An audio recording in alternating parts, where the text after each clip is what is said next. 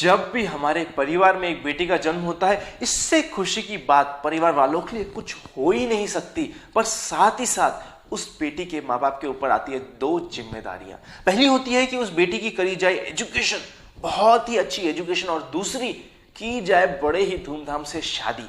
और इन दोनों चीज का ध्यान रखते हुए गवर्नमेंट ऑफ इंडिया लाई है सुकन्या समृद्धि स्कीम। यूजुअली हम गवर्नमेंट स्कीम से बचने की कोशिश करते हैं, बट ये इतनी प्यारी स्कीम है, ये इतनी अच्छी स्कीम है कि हर एक को इसमें इन्वेस्ट करना चाहिए। क्या है इस स्कीम से रिलेटेड इफ्स एंड बट्स, और क्या क्या पॉइंटर्स को ध्यान रखना चाहिए, और क्या क्या इंपॉर्टेंट पॉइंट्स है, एक एक पॉइंट को हम इस वीडियो में डिस्कस करने वाले हैं। अगर आपने ये वीडियो सुकन्या समृद्धि स्कीम से रिलेटेड देख लिया, इसके अलावा आपको कुछ भी देखने की जरूरत नहीं होने वाली। हम इस वीडियो में सुकन्या समृद्धि स्कीम को डिटेल में, बहुत ही ज्यादा डिटेल में समझने वाले हैं। मेरा नाम है अनंत लड्डा, CFA CA CFP, और आप सभी का स्वागत है हमारे चैनल पर जिसका नाम है इन्वेस्ट आज फॉर कल।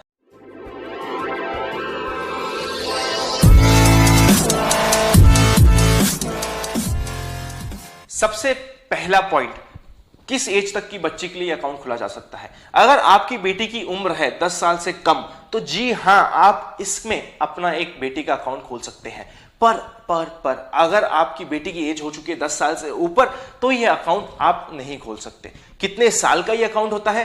21 ईयर्स का अकाउंट होता है। पहले 15 साल इसमें इन्वेस्टमेंट होता है और नेक्स्ट 6 ईयर तक यह अमाउंट ब्लॉक रहता है, और उसके बाद विड्रॉल स्टार्ट होता है। मतलब अगर आपने आज स्टार्ट किया तो आज से 15 साल तक आपको इसमें इन्वेस्ट करना होगा।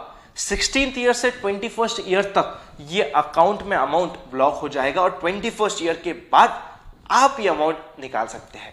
नेक्स्ट पॉइंट आता है कितना इन्वेस्टमेंट करना चाहिए।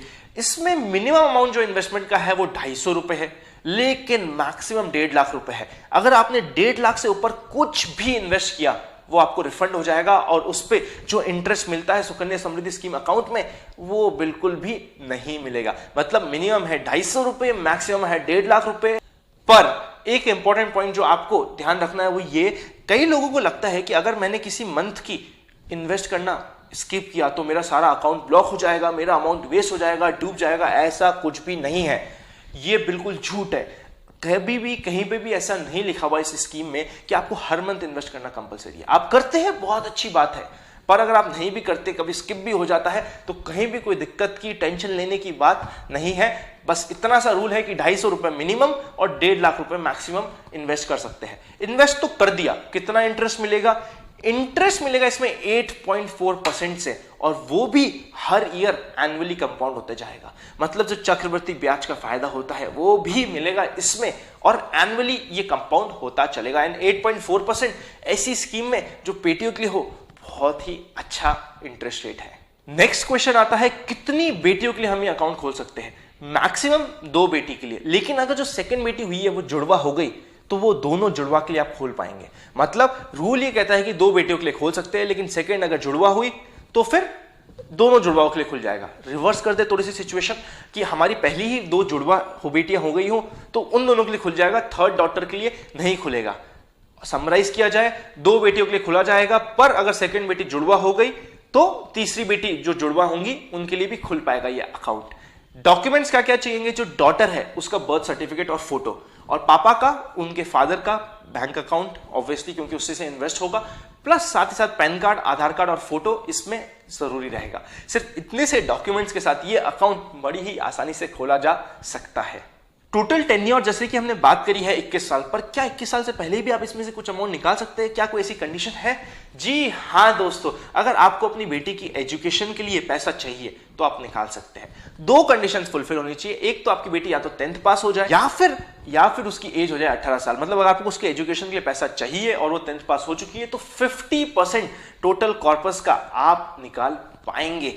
जी हां दोस्तों, ये बहुत ही अच्छी फैसिलिटी है। पर क्या कोई ऐसी भी सिचुएशन है जिसमें आप पूरा पैसा निकाल सकते हैं? जी हां, अगर आपकी बेटी की शादी हो रही है, जी हां, आप शादी करने वाले और बड़े धूमधाम से शादी करना चाह रहे हैं और पूरा पैसा निकालना चाह रहे हैं, बिल्कुल आप निकाल सकते हैं, बट उसकी 18 साल से ऊपर उम्र हो जानी चाहिए। कुछ ऐसी भी कंडीशन है जो मिसहैपनिंग्स पे पैसा निकालने की कंडीशन देती है, जैसे कि जो उसमें पैसा डिपॉजिट कर रहा है उसकी डेथ हो जाए, या फिर बेटी की डेथ हो जाए।